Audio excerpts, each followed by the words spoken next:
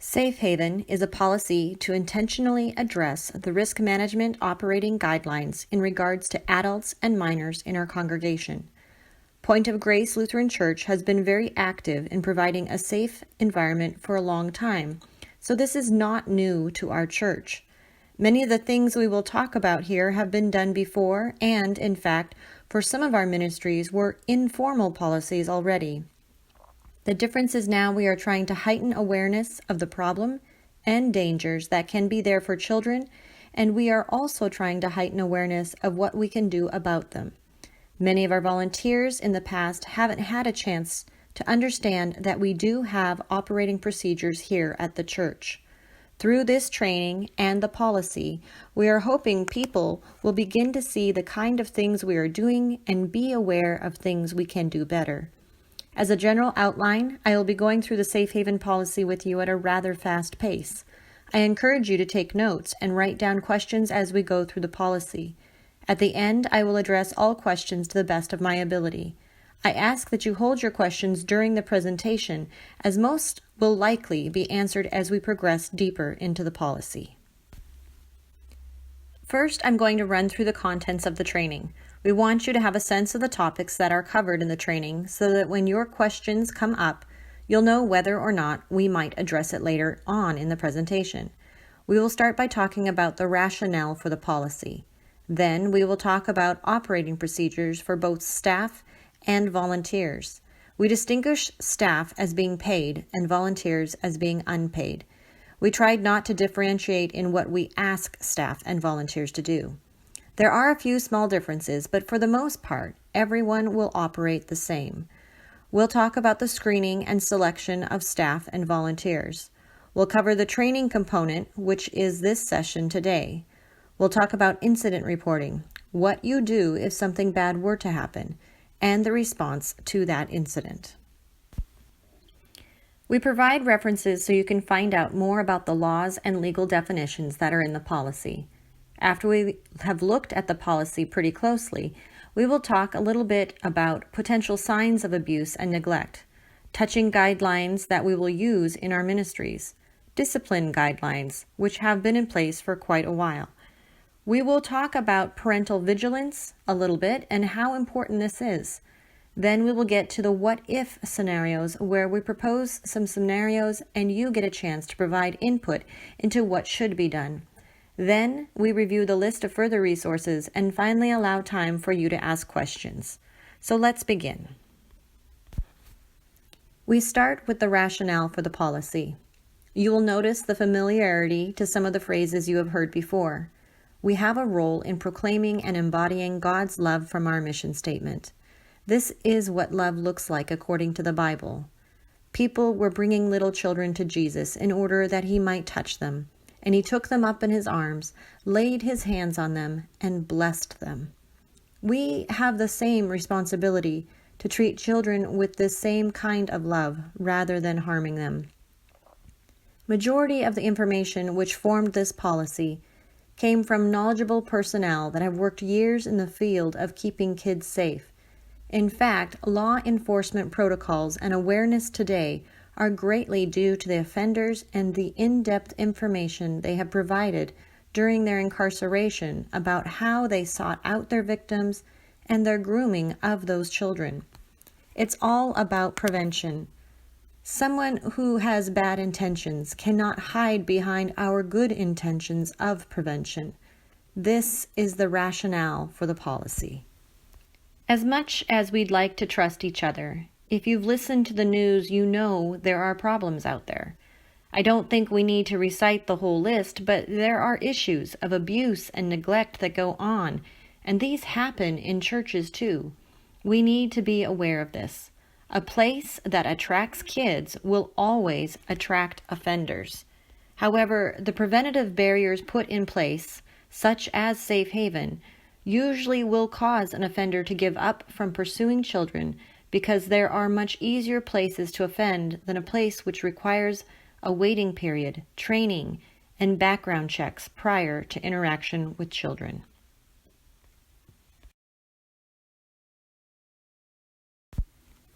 Now, the operating procedures. What are the rules or guidelines for how we will behave in the congregation? How will we act together so we don't cause that kind of harm? First, we talk about to whom do these policies apply. They apply to anyone who is working directly with youth and children, defined as any person up to age 18, in a ministry sponsored by Point of Grace Lutheran Church. There are many groups that use our facility, yet might have their own guidelines to follow. The Boy Scouts and AA are two groups that use our facility and have their own guidelines. For any of the programs sponsored by Point of Grace, we use the guidelines in this policy. All staff are obliged to follow this policy. All volunteers that have direct interaction with the youth and children are to follow the policy. For example, in Vacation Bible School, you have people that shepherd the children from room to room and teach breakout sessions. All of these people interact with the children directly. The people from the kitchen who are handing out snacks are interacting with children, so we say yes, we want those people to be aware of what we are asking them to do. For those that do not interact directly with children, they are not required to go through Safe Haven. However, we still welcome them to attend the training. All groups who use our facility and who will be given a key and alarm code to the building are also required to adhere to the Safe Haven policy, attend training, and go through a background check. By having a key to the building, one now has the potential to take a child one-on-one into a privately locked building. By requiring strict compliance to the Safe Haven policy, we make every attempt to make sure the users of our facility understand the expectations with those privileges of the usage of our building. We now look at the operating procedures, and there really is only one main rule to remember. It is called the 2-adult rule. At least 2 adults will be present at activities involving youth and children. If we could always do this, it would be really easy, and that would pretty much be the only rule you'd have to remember. It is tough. Why do we say that? We want the adults to monitor each other's interactions. It protects them against false accusations, and they are available then to help in case of emergencies. There are good reasons to have 2 adults. We need to be purposely creating transparent relationships. There are some exceptions explained later in the presentation, but this is the baseline rule: 2 adults at all times.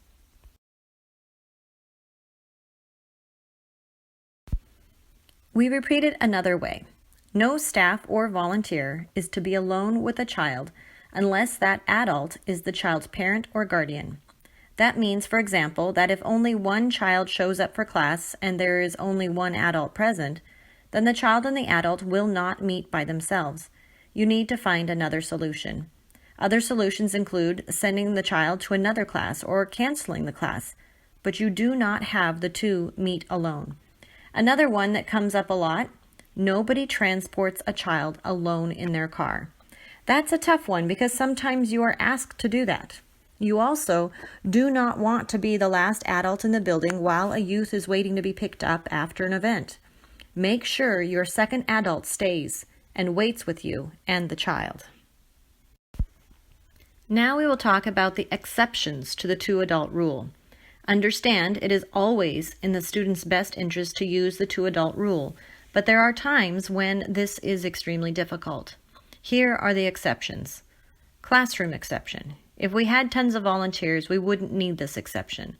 Sometimes we have one teacher alone in a classroom with multiple students, not one student, multiple students.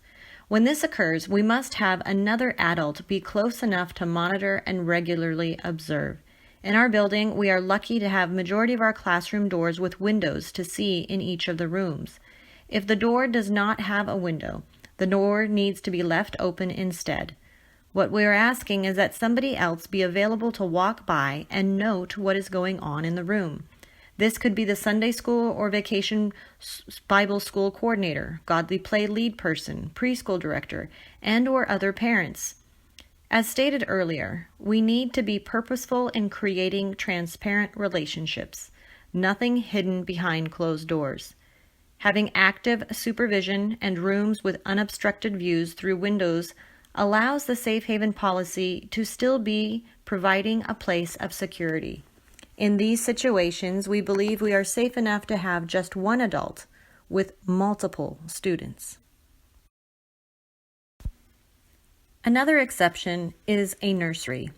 Youth 16 years and older may supervise younger children in a nursery setting without an adult, as long as there are at least 2 youth over the age of 16 years old and the adult nursery supervisor is in close proximity and able to observe all activities going on in the nursery. Currently, Pointe of Grace does not have a nursery, but if one of the classrooms was ever to be used as a nursery, these would be the rules to follow. Restroom exception. When you have little kids, sometimes they need help using the restroom, so a teacher or volunteer will take them into the restroom. Please leave the door a little bit of ajar. You don't have to worry about the privacy. Most times, a child simply needs extra time to undress and dress. We do not encourage wiping children's bottoms, but you may give direction and assistance on the snapping, buttoning of pants or jeans. These can be difficult things for little ones. If you notice this being a regular problem, speak with the parents about doing bathroom stops before classroom time begins, and allowing for clothes that are more independent in nature for the child to manage, such as sweatpants or elastic banded pants. The main point with the restroom exception we're trying to make is keep others aware and able to see what you are doing in the restroom with the child at all times. In this way, someone can monitor the interaction and no one will be accused of something inappropriate. Automobile exception. One adult may transport multiple students. No adult should ever transport one child alone unless it is their own child. Another type of exception is when there are counseling and mentoring situations. We distinguish between the two by defining counseling as an interaction with professional staff, while mentoring might be an adult and student meeting for confirmation or a mission trip, where Pointe of Grace Lutheran Church has asked an adult volunteer to assist one particular student. Always get parent permission so parents know this is happening ahead. You cannot have an adult mentoring a student alone when the parent doesn't know this is happening. There are times for counseling that we make an exception because students will sometimes request that their parents not be told. These exceptions will only be allowed when the counseling is with staff. It could be with a pastor or the children and youth minister or preschool director. The exception would be not for any others. During this time, we would honor a request to not convey it to the parents, especially if it pertains to the safety of the minor. Whenever there is an exception and an adult meets with a child for mentoring or counseling, we need additional documentation. If you meet one-on-one with a student, obtain permission from the parents and meet in a visible location. This location could be a public place where the other people can monitor their interaction. If you find yourself in a situation where you are alone with a student, there are options. Call another person and let them know. Have the child call their parent and stay on the phone until the parent arrives for pickup. Keep track of the meeting and turn the information into your supervisor. By documenting the meeting, you are being open about what is going on, and it doesn't become a hidden scenario where you are meeting with no valid purpose. Another thing Pointe of Grace Lutheran Church participates in are retreats. So we have some overnight rules. Children and adults do not sleep in close physical proximity. Sometimes on retreats we are in big open spaces, so the adults are down on one end and the kids down on another end. Other times we are in situations where there are rooms, like when we are in a hotel. We want multiple students together, and the adults are not going to sleep near them. There is some distance between them. We don't have one child and one adult sleeping in the same room unless they are family. And finally, at least one adult at an activity should be the same gender as the children present. An example would be a mission trip where mixed genders are traveling. We will need to have mixed genders as chaperones as well. Touching guidelines. Touching should be appropriate to the age of the child. It should meet the child's rather than the adult's need for comfort, and it should only take place in the presence of others. The reason we state it needs to be in the presence of others is we don't want to give the appearance of inappropriateness. The guidelines listed here are for grades 4 and above. Touch should be brief. You can imagine that if you are holding a preschooler in your lap, this won't be brief, but that's a preschooler, not a 5th grader.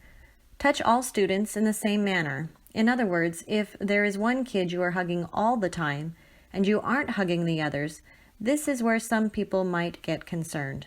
If a hug is appropriate, use a side hug rather than a frontal hug. Limit your touch to the areas that are socially acceptable: the shoulders, upper back, head, outer arms, and hands. Discipline. Point of Grace Lutheran Church has had this policy for a long time. No corporal punishment. No verbal forms of punishment such as cursing or threats. And if you have questions about what's appropriate discipline, talk to your program leader. Often, it is not a matter of what is appropriate discipline, but how we deal with discipline issues in groups. Getting more input and help is going to solve the problem. So again, when in doubt, talk to someone.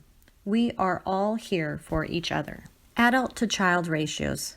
We have set minimums for the programs, and these minimums are based on the ages of the kids. All of the ratios are in the policy. Most of our programs have more adults present for the number of children than we specify. We set a minimum that we thought we could live with and would accommodate nursery, Sunday school, elementary retreats, and other programs with quite a few kids.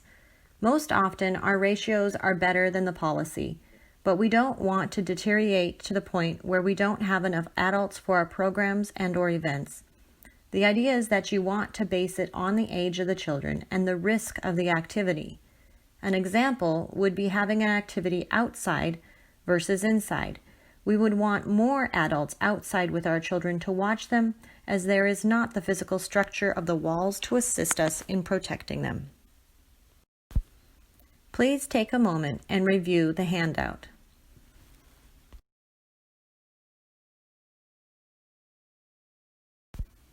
Those were the operating policies, and there are a couple of things you want to try to remember: the 2-adult rule and the minimal exceptions. Now, if you aren't sure what to do based on the information we've just covered, you can talk to someone. We ask that you document the things that don't seem quite as you expect them to be. Now we will cover more specifics related to the policy, including how do we ensure we have volunteers who we know and who we expect to be safe. The facts are, we just cannot screen for every kind of problem. It is just not possible. We screen because we place more priority on the safety of the children than on the convenience for the adults. So yes, we are going to ask you to fill out forms. Also, churches have become targets of molesters because they typically do not require as much paperwork or background checks like other places. The other thing is, in our culture, this type of policy is becoming the standard, so our insurance encourages it. Who administers the screening, you might wonder? For all volunteers who work with minors at Point of Grace, the pastor or office administrator will be responsible to follow up that all steps in the screening process are complete. The screening will be a little bit more than what you have done in the past. The office staff will be keeping the confidential records in a secure place. For all volunteers who work and volunteer in the Harbor Point Christian Preschool, the director of preschool will be responsible for all the screening. How does the screening occur? The forms are completed, a criminal background check is conducted, references are checked, and personal interviews may be held. We have been doing the background checks for some time now. We do a national and state background check. References will be contacted as well by an appointed staff member or volunteer helping with the process. Those that are screened and selected will be included on the approved list to help out with faith formation events for Point of Grace Lutheran Church and Harbor Point Christian Preschool. Criteria for selection. People can choose to either go through the screening or not. If you choose not to be screened, there are many other things you could do around the church. As we don't want to deter volunteers, we will say, If you don't want to go through the screening, that's fine. We'll find another area for you to volunteer in, or we will allow them to participate in our youth and children's ministries behind the scenes. We screen all volunteers age 18 and above. With parental permission, we can screen younger kids, although we don't do a lot of that. The person needs to be a regular attendee at church for 6 months or more. Studies have found that people go to church to target kids, and if you don't put a barrier up like you need to be here a while first before you can work with our children, they will usually leave. The bad part is they will typically go to another church or organization that does not have such policies in place. The good part is we have avoided that scenario here. Sometimes churches have people attend for 12 months before volunteering. We feel 6 months is fairly adequate to get to know people. Of course, we will do the reference checks we already mentioned. There are also certain areas that regular participation or membership will have exceptions to the rule. At Pointe of Grace Lutheran Church, non-members can volunteer after they have gone through the background check and reference checks in areas such as parents in the preschool classroom or summer vacation Bible school camp. There are additional requirements for drivers, as many of you know. We are asking that if you are transporting children for the church, then you provide the information so we can run a driver's license check. If you are driving a personal vehicle, we will also be asking for you to provide proof of insurance and ask that you keep your vehicle in a safe and running condition. If you are arranging rides between friends to bring kids to church, you don't need to complete a driving information form. If you are going to volunteer to drive for the church, for a church function off campus, we as a community need to have some ability to assure the parents that you are a safe driver. So this is the route we are taking for that. Please look at the driver's form.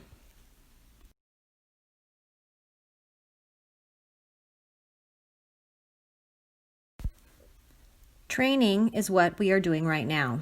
Thank you for being here. We will offer training as needed throughout the year, so new members and new volunteers will have opportunities to attend our next section. We are hoping the language becomes something like, "Great, thanks for signing up to be a volunteer. Have you done the Safe Haven training?" If the answer is no, our response will be, "No problem. Can you attend the next section?" If by chance the response back is no, okay, we'll put you on the list to receive training updates. You will be asked at the end of the training session to sign an acknowledgement that you have received a copy of the policy and attended this training before you are allowed to fully participate in children, youth, and family ministries at Pointe of Grace Lutheran Church. Please see the form. Incident reporting. This is where we start talking about what you do if something happens. Let's begin with, how do you know an incident should be reported? When you suspect or are in doubt about whether a child or youth is being hurt, we want you to do something. We don't want you to sit there alone and wonder, this seems kind of strange, and not do anything. We would rather have you err on the side of saying something than not. Part of the reason abuse goes on in our culture is that we don't talk about it. If we can raise our willingness to just wonder and talk to someone else, it will help. If something happens that you think is strange, maybe a gut feeling, trust it and report. Having a safe haven policy is not for your comfortability in reporting incidents, but rather for the overall safety of our children. Our policy says, individuals that have reasonable cause to believe that abuse and/or neglect has taken place with a minor in care shall report immediately. The policy provides the legal definition of abuse and neglect, and we'll talk more about these later in the presentation.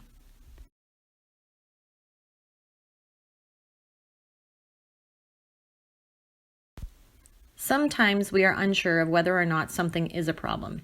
We have tried to set some boundaries and rules that will help you know, such as the 2-adult rule. If you encounter those rules being stretched or broken and then hidden, it would be of great concern. Exceptionally likable people can break rules without necessarily triggering suspicions or gut feelings in others.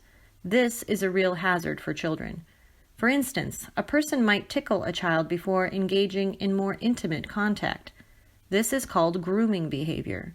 Grooming is behavior that builds trust with the child in such a way that they might be more easily molested in the future.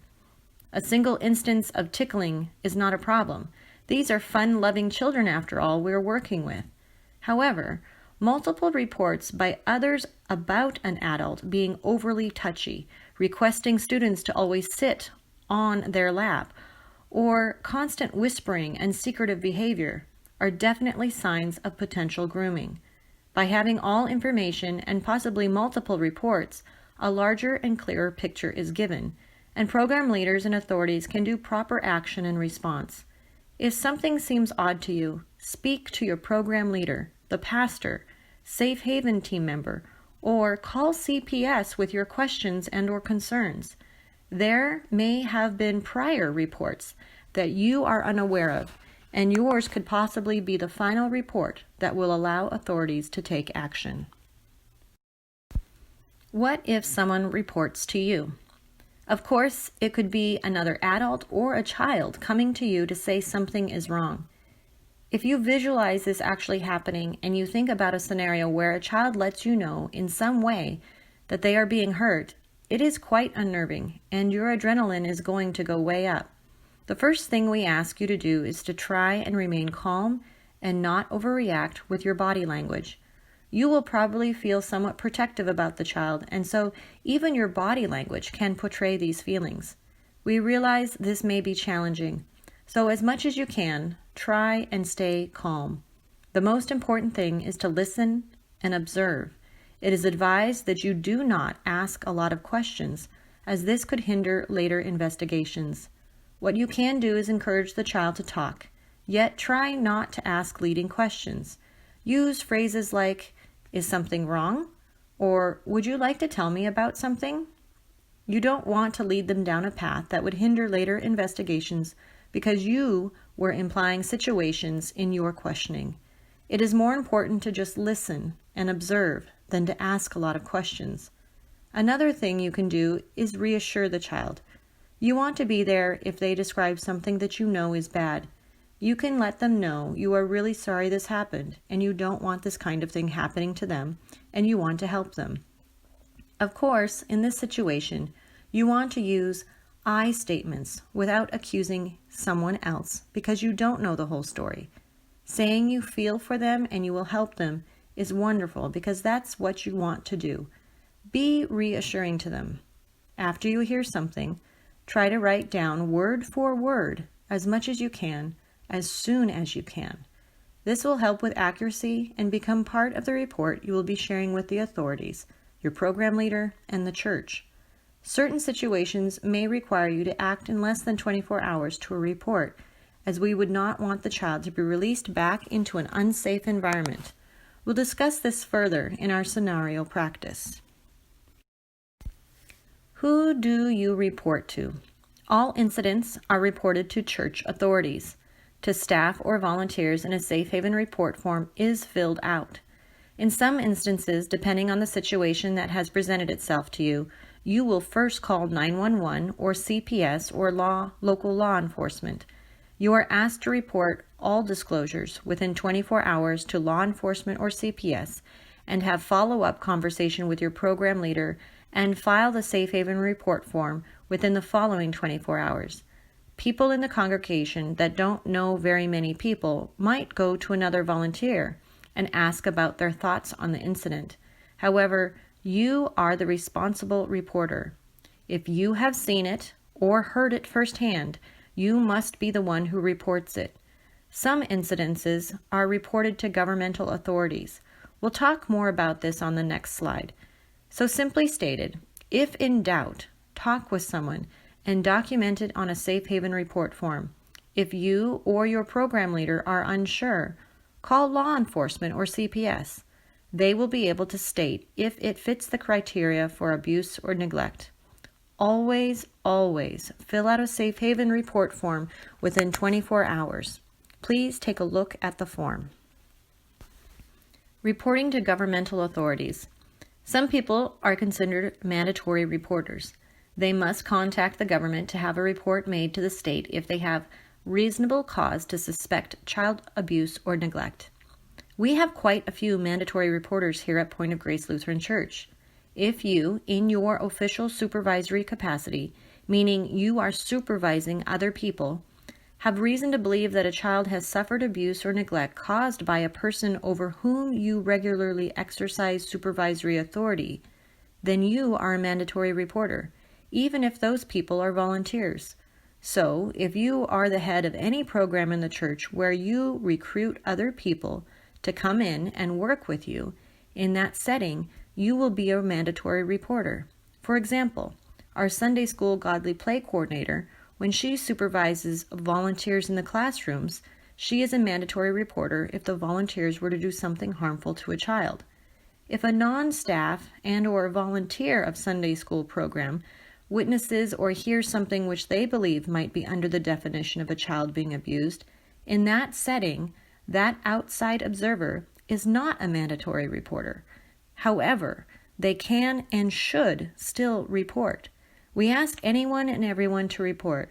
As the state law reads, any other person who has reasonable cause to believe that a child has suffered abuse or neglect may report such incident to the proper law enforcement agency or to the Department of Social Health Services. When do you report? If you suspect something has occurred, report it at your first opportunity as soon as you can. What we want to have happen is, if there is immediate danger, have someone react to it very quickly. It is the safety of the children that leads us to respond as quickly as possible. I know there are probably already scenarios that come to mind which you have encountered in the past, and you ask yourself, should I have reported it? I'm glad you are thinking about those. Some of you might wonder what a situation might look like, as there are quite a range of encounters we have with children. We will cover a wide range of scenarios shortly, just to test you and your reactions to such situations. If you have scenarios that come to mind at this time, I'll ask that you place them in your notes to ask when we get to the scenarios portion of this training.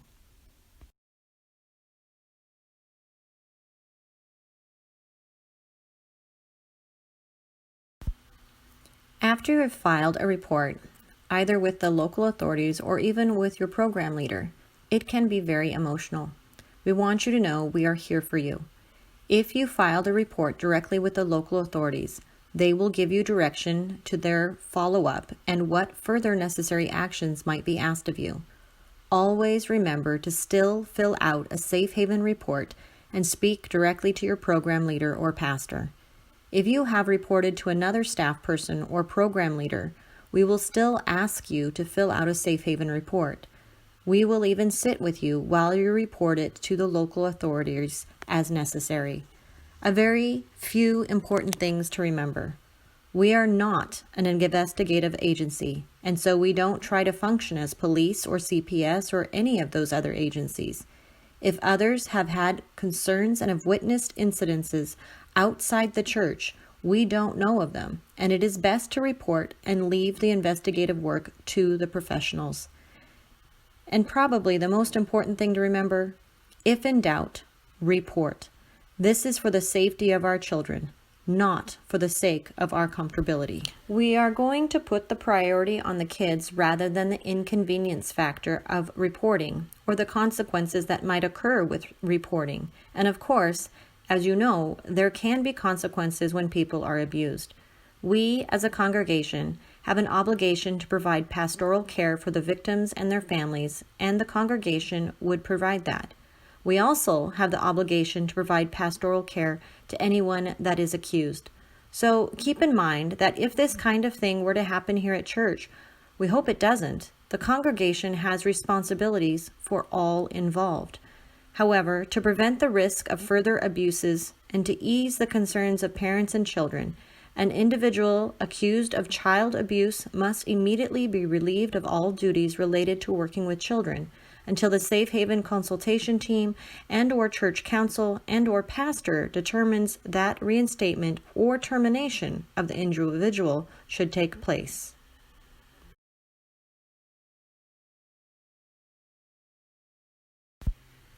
Pointe of Grace Lutheran Church and Harbor Point Christian Preschool Safe Haven policy will be updated as needed by concerns or questions brought forth to the Safe Haven consultation team by staff, volunteers, pastor, or council. The Safe Haven consultation team is made up of professionals that work closely with child abuse or crisis intervention and have participation in a community of Christian faith. Members of the Safe Haven team must go through the same background check as you. They will also be required to submit their application and/or resume that demonstrates their expertise in the field. The lead pastor will be part of this team. However, any Pointe of Grace Lutheran Church staff whose primary responsibility is working with children or youth at church will not be allowed on the team due to a conflict of interest. This means that staff such as preschool teachers, Sunday school and godly play coordinator, or the director of children, youth, and family will not be allowed to be members of the consultation team. This separation and restriction will allow the Safe Haven team to be unbiased in all their decisions.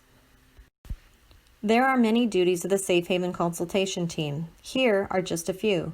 The Safe Haven consultation team is responsible to the Church Executive Committee of the Church Council. Safe Haven consultation team members. These are people that are recommended by the lead pastor, and the lead pastor is also in the Safe Haven consultation team. They have to pass a background screening and be approved by the council as mentioned prior. Anyone that is actively involved with youth or children's ministry at church, whether staff or volunteers, cannot be on the team. The Safe Haven response team meets periodically to prepare and to learn about available resources and also do more extensive training, including crisis intervention. These members are extremely knowledgeable in the field of crimes against children and assessing incidents of concern. We are very grateful for their service to the church. Finally, the last half of your booklet is designated to the RCWs highlighted in the Safe Haven policy. These are the most current RCWs to date, however. These do change regularly, and this portion of the booklet will be updated as new laws are passed at the state level. We encourage you to read these if you have questions or need further clarification and definition to some of the terms used in the policy. This ends our discussion on the policy. Next, I want to share some signs of abuse and neglect with you. First, we have to say you can list out signs of abuse and neglect, but there is no such thing as a surefire list where if the situation meets this and that, then there is abuse. It is not that simple. Again, if you are in doubt, report. As you will see, we see a lot of these signs in people, specifically children. Hostile and aggressive behavior, fearfulness of adults, destructive behavior, inexplicable physical injuries. Haven't you seen these signs in children that attend our programs? Many people have seen nearly all of these at one time or another. Again, one thing doesn't mean there is abuse or neglect. That is why, if in doubt, we report and leave it to the professionals to determine the actuality of abuse and neglect. Emotional abuse sometimes includes withdrawal behavior, failure to thrive, suicidal conversations or attempts, extreme attempts to seek adult attention, extreme passive and or aggressive behavior. These are some of the signs that we would see if a child has been emotionally abused. Neglect. Again, failure to thrive, inappropriate dress, steals food, depressed, untreated medical conditions, and poor hygiene. Signs of sexual abuse. Unusually advanced sexual knowledge or behavior, clinging, runs away from home, physical symptoms, and sexually transmitted diseases. You can find much more information on signs of abuse in many different places. We are not trying to train you so that you can diagnose. We are trying to provide information so that that will help you know that when you have a question to ask. That's all we're trying to say here. Parental vigilance. One of the things that happens is that when you come to church and you've been coming here for a long time, you start thinking this is a really safe place, and it's easy to not be very concerned about where your children are. We have many unfamiliar people in the church building, especially on Sunday mornings, and it presents a real risk. What we are recommending is that parents keep their children with them. Please monitor your children unless you take them to a program and check them in with other adults. An example is if you sign them in with the Sunday school godly play teachers, that is one thing because now someone else is watching them. If the children are very comfortable here, as many are, and they are wandering up and down the halls, you don't know who is going to approach them, and you don't know what will happen, and that's where we are encouraging parents to supervise their own children. Also, spread the word.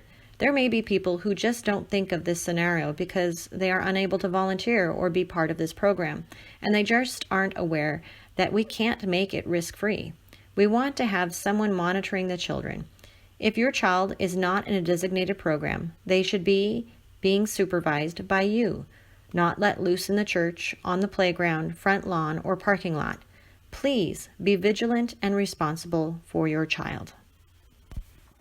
Our next part of the training is going to go over what-if scenarios. These are real situations that have happened. These situations could happen here. Of course, by being vigilant, we hope and pray they never do, but nonetheless, we need to be ready and prepared for our response to such episodes. For in-class training versus online, we will go over more in-depth training and scenarios. Due to the graphic content of those real-life scenarios, we will not cover those in the online training. These online scenarios are intended for you to reflect on your safe haven procedures and come up with a response to the situation. Think of this as a nice review for the policy. We ask all volunteers to go through the in-class person training at least once every 2 years. Now we are to the what-if scenarios. These are for you to answer. What would you do if you were co-teaching in a Sunday school classroom and a 5-year-old wanted a hug? How many of you would give a hug? How many of you would not give a hug? The answer is B. This is a 5-year-old coming to you for a hug, not an adult going to the child. These are lovable children after all. What is the difference here? What would you do if you were co-teaching in a Sunday school classroom and a teenager wanted a hug? How would that be different? How would you think through that one?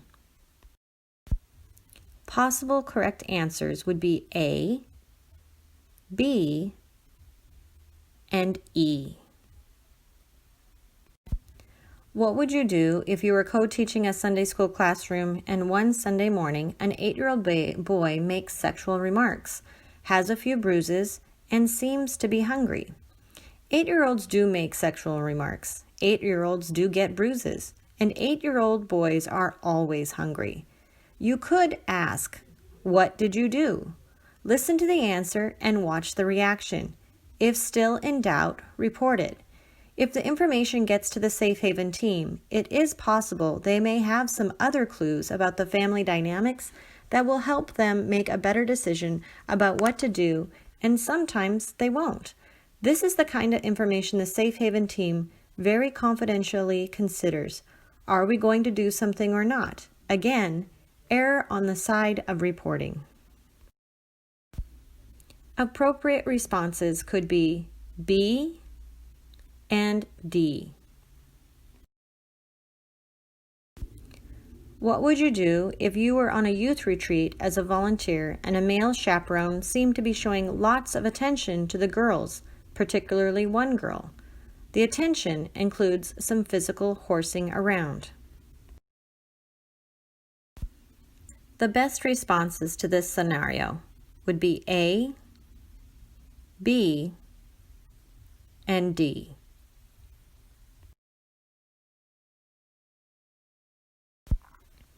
What would you do if you were on a youth retreat as a volunteer and a male chaperone seemed to be showing lots of attention to particularly one male, or a female chaperone to one particular female?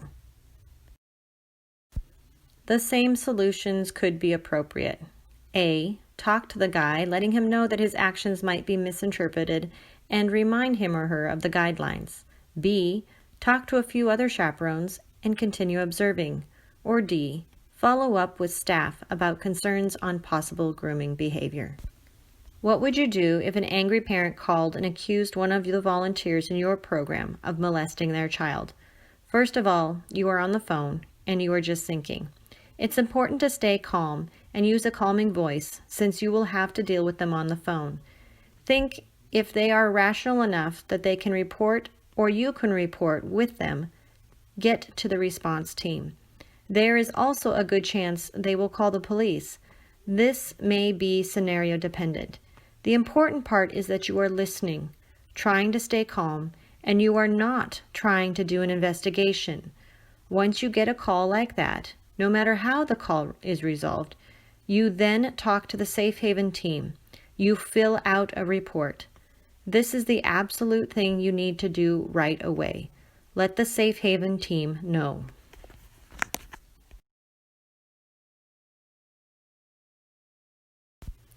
The correct responses would include A, listen to them, and E, tell them that you will share this information with the Safe Haven team. What would you do if a child reported to you that someone was hurting them, but said they didn't want you to tell anyone? It is one of those that where, if at all possible, because usually their trust has already been damaged by someone, we want to try and avoid breaking trust again. It's kind of like the thing where someone comes up to you and says, "I'm going to tell you a secret," and you can't tell anyone. You are really putting yourself at risk if you just say, okay. In those situations, you want to try and not make the promise. But if you did, you are still going to have to report it. In that situation, you would say to the child, "This is wrong, and I'd like to help you through this." The issue is, if you are having this conversation, you want to have thought it through. You should have some idea how you will handle it before it happens, because it is not easy. Think ahead a little about how difficult it will be to hear those words and the need to remain calm because you are the one that the child is depending on. Appropriate responses would be D, listen, try not to break trust by making promises you can't keep, and report. And E, listen, say, "I'm glad you told me," and reassure them that you will help them. Are there things that you have seen that have really bothered you? You don't know what to do about? Let's talk about them. Resources. One thing we want to be very clear about is that we realize this is a very disturbing topic, and even as we talk through this stuff, if it gets to the point where it is bothering you and you want to talk to a pastor, please feel free to. You are invited to schedule an appointment or just drop in if you need to talk. Another resource is the Safe Haven team. You can call any of the people on the team and they will contact the others on the team as appropriate. We also have other resources. You may be aware of many other agencies that are out there to help in these kinds of situations. East Side Domestic Violence is another logical one. Northwest Washington Synod was part of the group that was inspired to get churches talking about this. So there are resources there that have worked with this topic. Lutheran Counseling Network is another. ELCA Vocation and Education Unit. They have a specialist trained in this area, which is where we got some of our information. Finally, the Dawson Place Child Advocacy Center in Everett is a highly specialized unit for our area that works closely with crimes against children. Thank you for your time and attention. We appreciate your efforts to proclaim and embody God's love through your work with children. Please sign an acknowledgement form that you have participated in this training and received a copy of the Safe Haven policy.